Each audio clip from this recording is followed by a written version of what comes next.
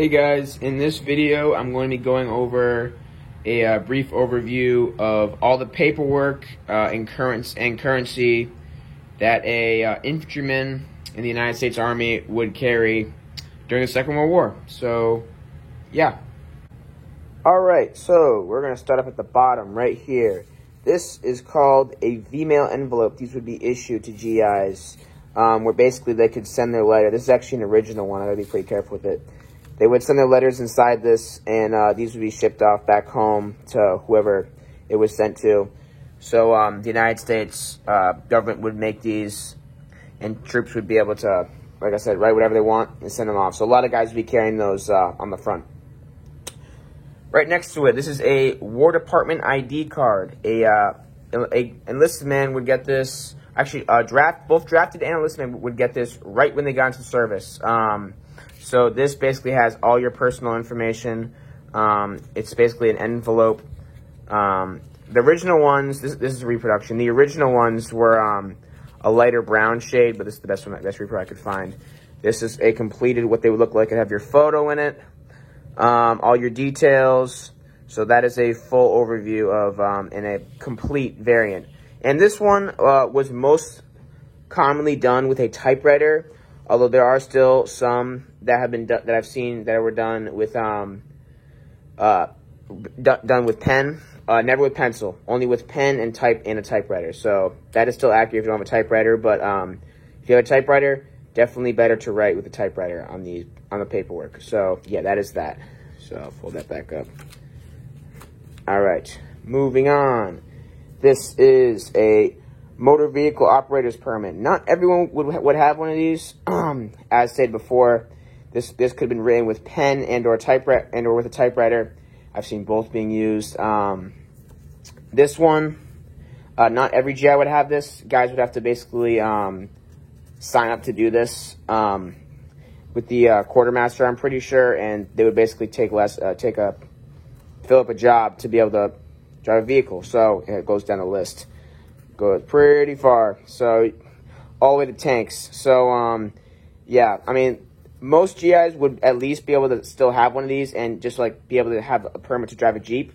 Not much further than that, but so not everyone would have these, but a majority of them would. So that's that. Moving on, this is another thing that every guy would have. This is a soldier's individual pay record. This has basically records of everything you bought, as well as your pay stub and your checking account. It's basically your checking account for the United States Army. The paychecks you get monthly. This would also be done, as I stated before, in pen or typewriter. So there you go. Premium monthly for a GI that time period I looked up was $7.40. So if you died, your insurance amount would be $10,000.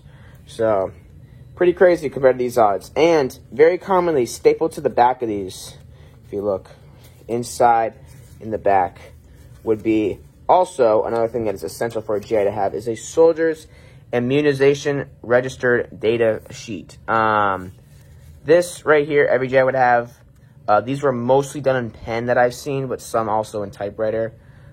This is a Type 2 or a later war variant, which is good for my unit, which is the 26th.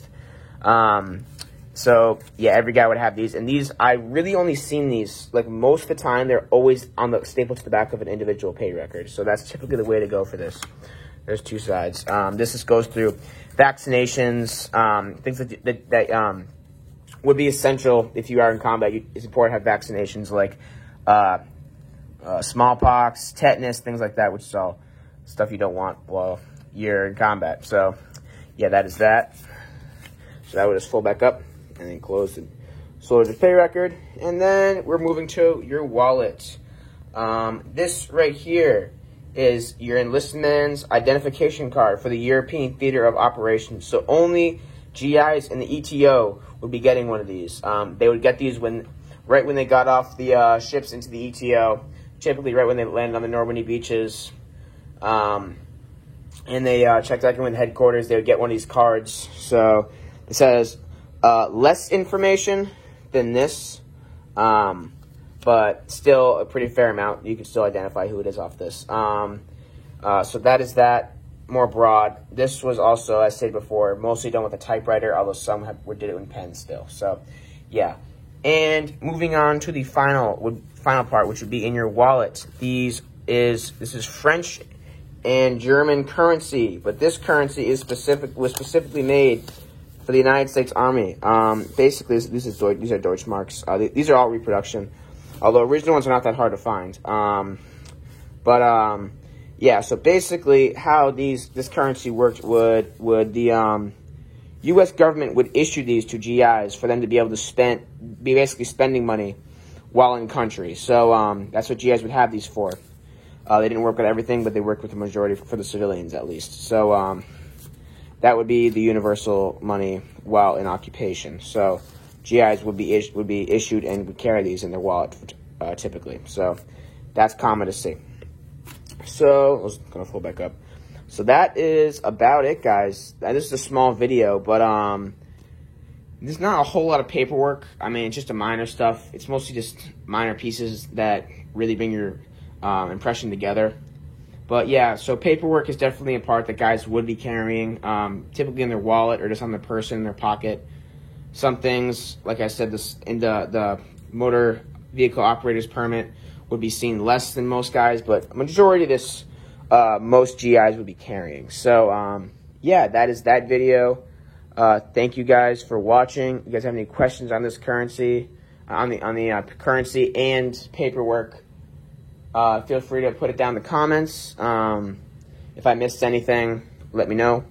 Thank you and goodbye.